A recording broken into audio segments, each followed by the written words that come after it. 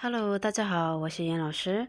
那么这复印店美图晒，美图股啦，မျိုးဆိုရင်复印美图股的，မှတ်ပုံတင်美图股မှာမျိုးဆိုရင်复印身份证မှတ်ပုံတင်美图股တဲ့တကယ်လို့မှတ်ပုံတင်မှာတို့ကတ်လောင်းနေမလားအဲ့ဒါမျိုးဆိုရင်ကိုစုနဲ့လည်းတုံးတယ်ကိုစုဒါမှမဟုတ်စုဖုံးနဲ့လည်းတုံးတယ်ကိုစုပဲတုံးစုဖုံးပဲတုံးဒိပ်ပဲတူတူပဲပလတ်စတစ်ကတ်လောင်းတာကိုပြောတာအဲ့တော့မှကိုကဆိုင်သွားပြီးတော့သူတို့ကိုဒီလိုမျိုးလေးတုံးပြီးတော့ပလတ်စတစ်ကတ်လောင်းခြင်းရင်ပြောလို့ရတယ်ဘယ်လိုမျိုးလဲဆိုရင်请帮我复印一下身份证谢谢请帮我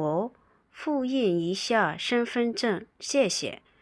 请帮我ဆိုကျေးဇူးပြုပြီးတော့复印一下ဆိုတာမိထုကူပါနော်ဘာလို့လဲဆိုရင်တော့身份证ဆိုတဲ့ဒီမှတ်ပုံတွေကိုမိထုကူခိုင်းတာ谢谢ကျေးဇူးတင်ပါတယ်ဒါကတော့တစ်ဖက်ကလှုပ်ပေးလာစေခြင်းနဲ့အနေထားမျိုးပေါ့နော်စကားလို့ချူလို့တသားလေးနဲ့ပြောတာနောက်တစ်ခုကကြတော့麻烦帮我把身份证过数一下麻烦帮我把身份证过数一下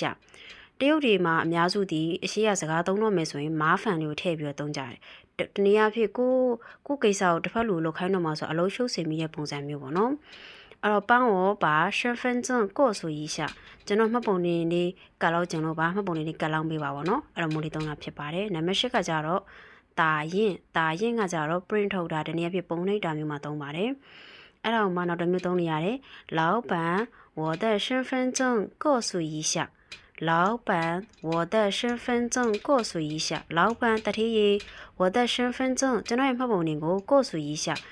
ကလီလောင်းပေးပါလို့ပြောတာဖြစ်ပါတယ်အဲ့လိုပုံစံမျိုးလေးနဲ့လည်းသုံးလို့ရပါတယ်နံပါတ်9နဲ့နံပါတ်9နဲ့ကပုံစံအတူတူပဲပြောပုံပြောနည်းလေးပဲနည်းနည်းကွာသွားနော်